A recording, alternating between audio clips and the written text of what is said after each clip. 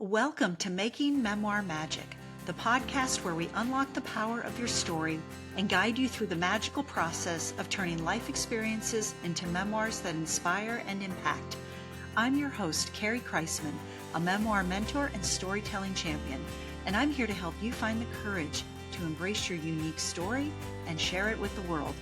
Whether you're just starting out or refining your final draft, this is the place to be for practical tips, inspiration, and the encouragement you need to write the memoir only you can tell. Ready to make some magic? Let's dive in. Hi, friends, and welcome back to the Making Memoir Magic podcast, your place to stop overthinking and start writing and trust the story that only you can tell. I'm your host, Carrie Kreisman. I'm the author of Accidental First Lady and memoir coach and storytelling champion. Today, we're tackling a huge issue that I see all the time with aspiring memoirists, and that is overexplaining. You know the feeling. Every memory, every choice, every emotion, you try to justify it before you even write it. And you think, if they don't get it, I need to explain why. But here's the truth. Your reader is smarter than you think. Trust that they will know, if you execute your storytelling well, that you don't need to over-explain. You don't need to help your reader, and you don't need to drown in your own story. So yes, I'm going to give you a pop culture twist. It's kind of been something everybody's been talking about for now almost 2 weeks, and that's Bad Bunny. All right. The Super Bowl performance, like it, hate it, whatever. I loved it. I was kind of chair dancing myself and couldn't stop talking about it afterward because I love the music and I recognized the storytelling. But one thing Bad Bunny didn't do in his Super Bowl performance was he didn't explain himself on the stage. He just showed up and his audience felt what he was trying to convey. And that's exactly what your memoir needs to do. It needs to show up boldly and trust that your readers will feel it through your writing. So let's think about why we over-explain or have the tendency to over-explain when writing memoir. One main reason that happens is fear of judgment. You might think, if they don't know why I made a certain choice, as you're writing and telling your story, then they, your readers, will think less of me. It's not true. Another reason could be perfectionism. You may have the feeling or the desire that you think you need to get it exactly right, or it won't make sense. Again, trust your reader. The other thing you might be doing is trying to please everyone. If you start to write and you want everyone to like your story, that's not the success for a good memoir. That is not a success barometer, rather, for an effective memoir. Okay. It just needs to be digestible. Let your reader take it in and decide what he or she will do with the information that you have given them. It is natural for not everyone to like your story. Okay. So the biggest problem with over explaining is that it kills your voice. All right. So when you're thinking about trying to make it perfect, trying to explain it and make it make sense, trust that your reader will know. And it's your words and the way in which you string them together and compose a paragraph and a chapter and ultimately your whole book that will let your voice shine through. Okay. When you over explain something, it flattens your story and it takes all the energy out of it.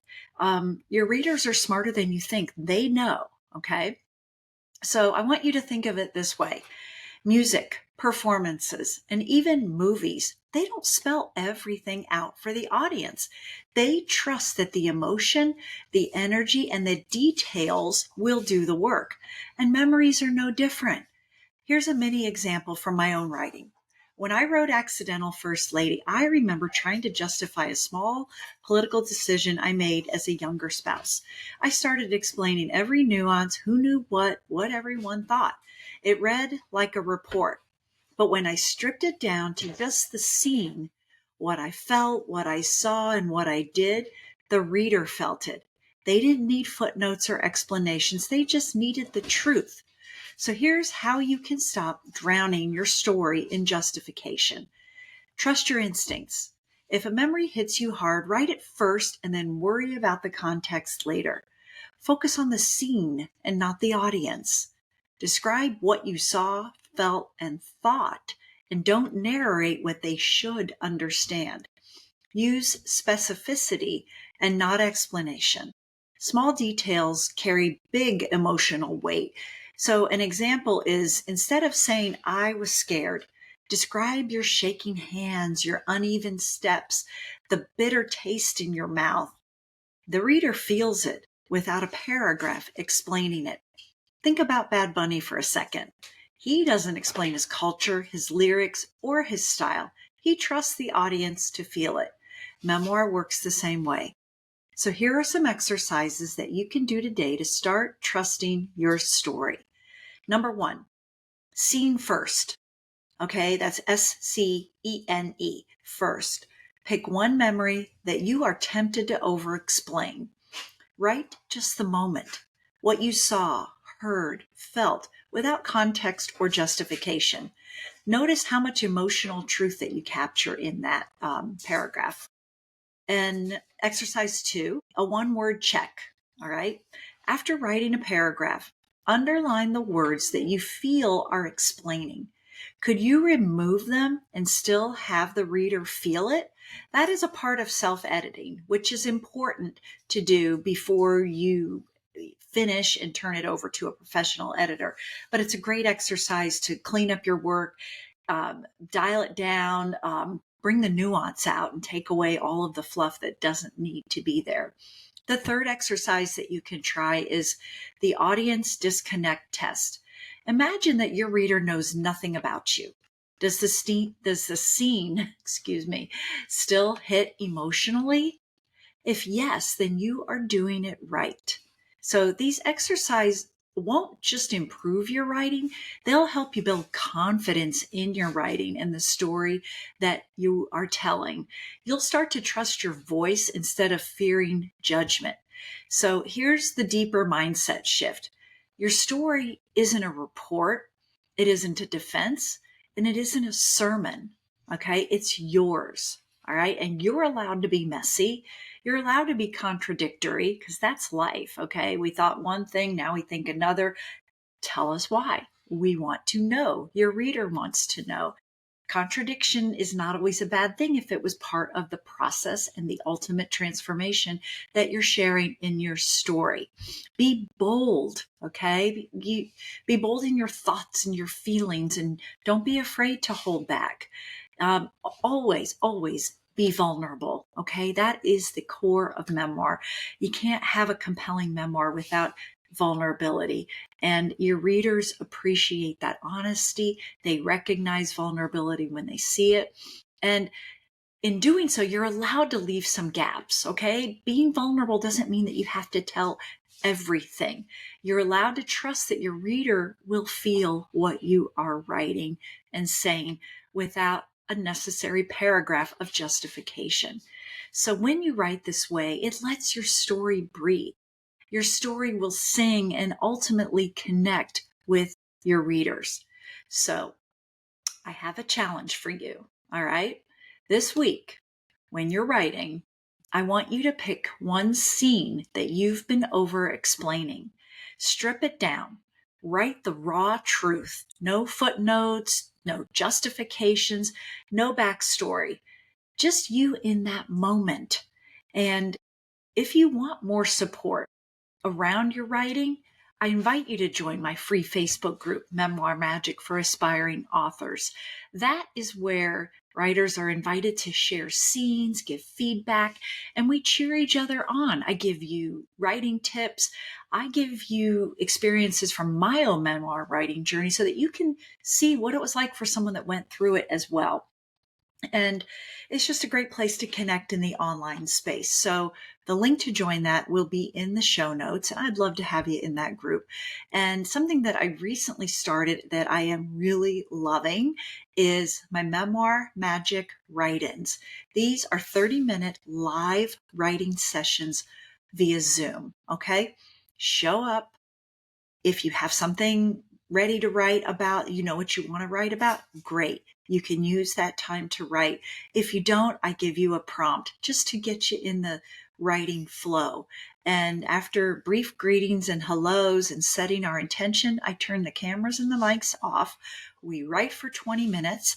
Afterwards, we come back on and we might share a little bit about what that felt, how it went for us, and ultimately you're writing in community and you're getting writing done. And if you're watching this on YouTube, you'll see a few dogs in the background. I just noticed that Betty, the yellow Labrador that I'm training to be a guide dog, is rolling around. You know, I think she likes what I'm having to say. They work here in the office with me every day, and they're like the best coworkers anyone could have.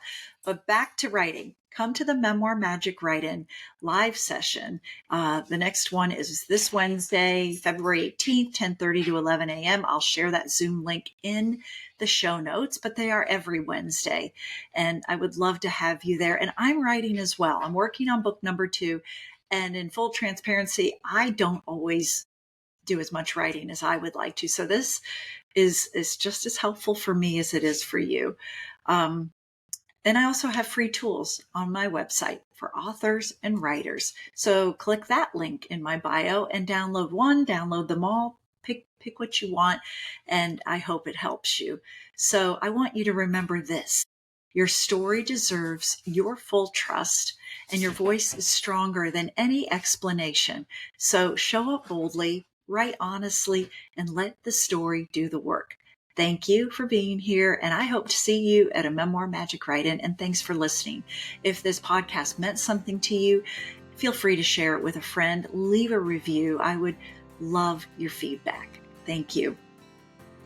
Thank you for joining me on this episode of Making Memoir Magic. I hope today's conversation inspired you to take the next step toward telling your unique story through memoir. Remember, your story matters, and someone out there is waiting to hear it. If you enjoyed today's episode, don't forget to subscribe and leave a review. It helps others find the show. You can also connect with me at my website, carriekreisman.com, on social media, on Instagram at Make Memoir Magic, or join my Facebook group, Making Memoir Magic for Aspiring Writers. You'll get more tips and inspiration on your memoir journey. Until next time, keep writing, keep sharing, and keep making memoir magic.